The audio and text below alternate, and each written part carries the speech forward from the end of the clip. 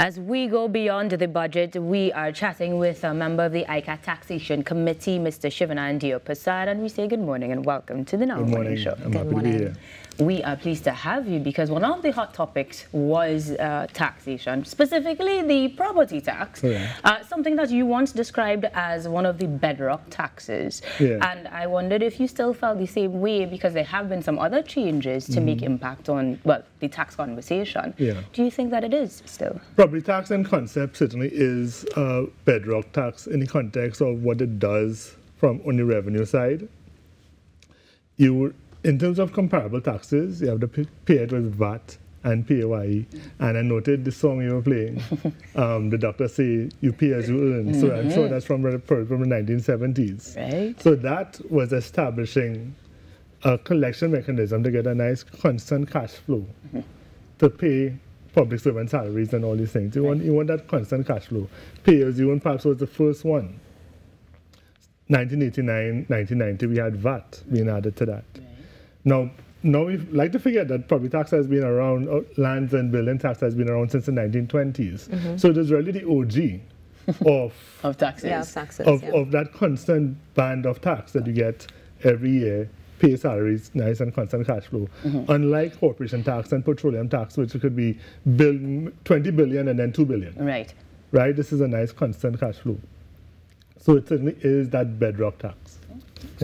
Now, it means that we as citizens then shouldn't be too worried about a big fluctuation from what you're describing, perhaps, because it is a more fixed... It's a stable kind of tax, yes, correct. So that the alleviation is coming through the conversation, and I like that for us. It was one of the more, I think, intimidating parts of the conversation for the average person. So in layman's, what should we be considering when we're facing property tax? Or how should we embrace it or approach the concept of property tax? Property tax really is a psychology issue, because for people who are in the structured economy, most of us pay payroll tax. It comes out of our salary. We don't think about it. We just get our little TD1, TD4, and we just set it aside. We may feel to file a tax return or not, right? So it's passive. VAT, you go to the grocery, you pay your VAT, it's the only bill, but you don't think about it. Property tax really is a psychology thing. You have to actively go and pay it. So it's really a psychology thing. But for most people, they will pay more VAT and more payroll tax than property tax. And inherently, property tax is perhaps the most progressive of the three bedrock taxes, if you look at it. This is really important, because one thing that we've seen in conversations, so many people are saying, well, their property tax is unjust, they're comparing it to other people and how long they've had their property is, what the size of their property is, and so much more. What steps do you think that can be taken, or do you think they're already in place to ensure that there is that fair collection of property tax? I mean, fair assessment. Yes, fair assessment, yes. Fair assessment. Now, in terms of fair assessment, I mean, there's a debate in terms of what's fair, because I know that the TTMA and so on speaks about exempting certain types of plant and that sort of stuff. There's certainly a debate that perhaps the most efficient type of property tax is really a tax on land alone. Because the reason why that's an efficient tax economically is because no matter how much you tax land, the supply of land never changes. While if you tax anything else too heavily, you can reduce the supply, reduce the economic activity. So that's why land, so there's that part of the debate.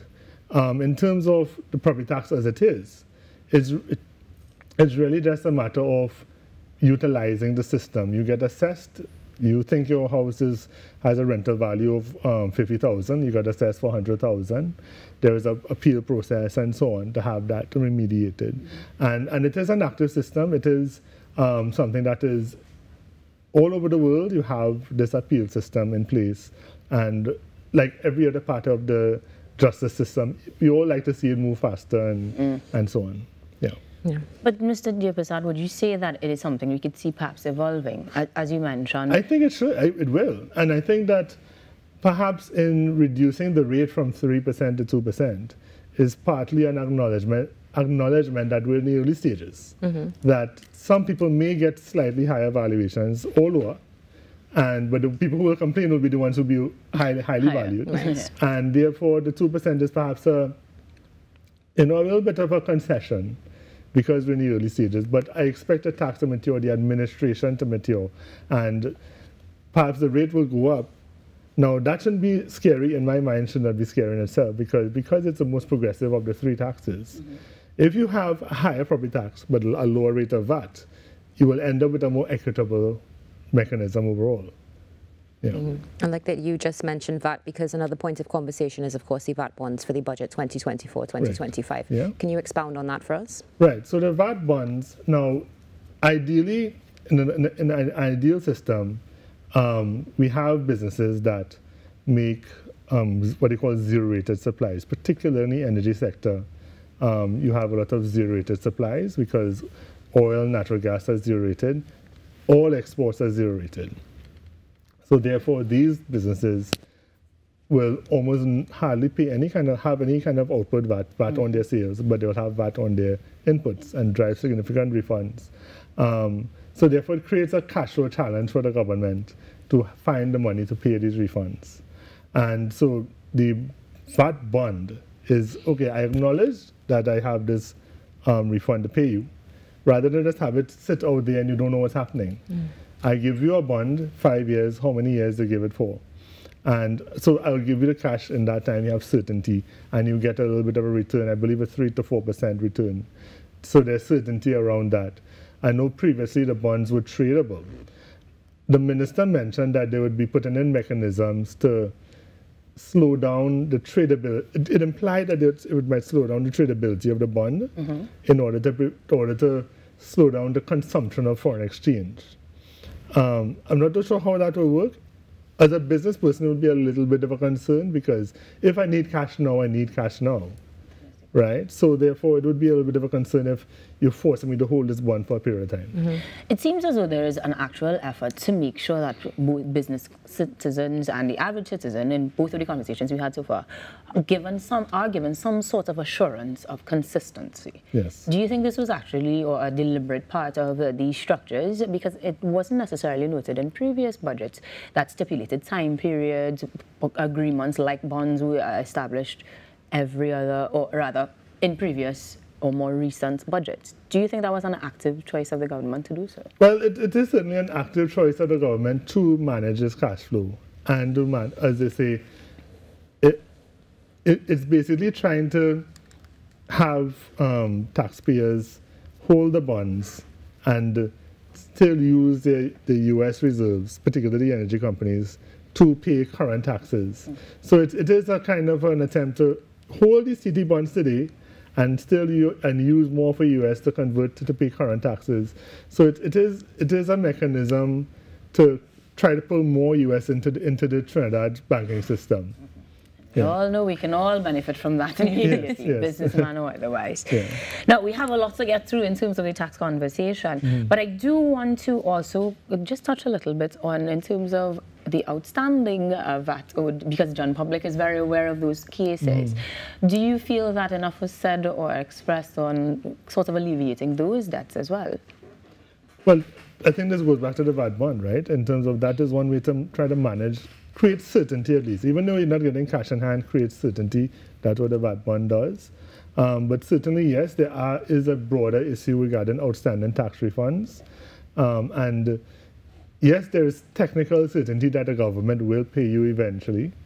But when you have bills to pay yourself, the uncertainty is a considerable problem. Yeah.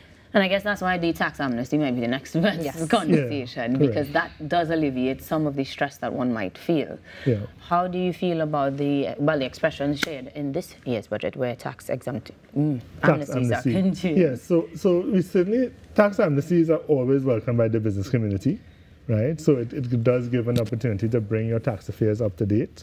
The frequency with which we've had tax amnesties every 3 or 4 years for the last decade, maybe 15 years, it can create a mindset of, well, I'll just sit on my obligations until the next amnesty. We have seen this. Yeah. Right? We have clearly seen this. So it could create this. It could create the issue. The implementation of the Trinidad and Tobago Revenue Authority and the improved governance, improved efficiency that is presumed to come from that structure, is meant to offset this expectation that there will always be another amnesty. Time will tell. Well, okay, so in light of that, as you would have mentioned, over the past 10 to 15 years, we've seen amnesties being put in place. Yeah. Has it been proven statistically that this actually does enhance tax compliance by businesses and individuals? It does. It does. I would say overall, it does bring people to comply, but it's difficult to confirm, but it can create a behavior, and maybe it has. I cannot say for sure that if I owe a tax today and I don't have the cash flow today, I will just play the game and wait for a tax amnesty down the road. That probably has happened. That could create a little bit of a deferral effect, but to the next tax amnesty, right? So that's why, really and truly, I think the effective implementation of the TTRA, I think when it's done and dusted and in place, and the efficiencies are there, I think the next tax amnesty that probably may come between now and that time, maybe that may be the last tax amnesty. Yeah. Okay. Some behaviors we're seeing, it might make sense to do so. Yeah. Now, I know we have a few more things we wanted to touch on with you, but I must ask, in terms of time, as you mentioned it, there is usually, yes, a budget period that we can look at things, but when we get those initial reviews at the beginning of the budget, it always seems to be a little bit inadequate. It almost seems like we don't have enough time to see if things have changed effectively, if things were effectively moved. Where tax amnesties and taxation is concerned specifically, do you think that we should continue to have those sorts of amnesties every 3 to 5 years, as you mentioned? As I say, it's technically not a sustainable way because it negates the point of tax. What happens is that it negates the point of having penalties and interest and all these things, these compliance, just the stick of penalties and interest and so on, and also too it can create unfairness as well, because what happens is that some taxpayers who are more one thing that's unfair actually is some businesses may file tax returns inadvertently, pay more taxes during the year and have a refund. And their refund may be applied to penalties and interest, right? So they pay that and suffer that penalty and interest. The guy who does not overpay, who does not have that refund situation, benefits more from the tax amnesty than the person who overpaid and had his refunds applied. So there is that unfair thing that could happen. And has happened, actually, to be honest with you. There will, you see. You're doing something new every day. I'm sure there are many out there who are well aware of that fact. Let's go to transfer pricing, of course, something else that would have been touched in the budget. How critical is it to Trinidad and Tobago business in light of the increase in global trade? It will create transfer pricing because transfer pricing is all part of an OECD framework. So Trinidad bringing in transfer pricing would create a predictable playing field. We ought to be consistent with other jurisdictions that have transfer pricing legislation, because it ought to be based off the same OECD playbook.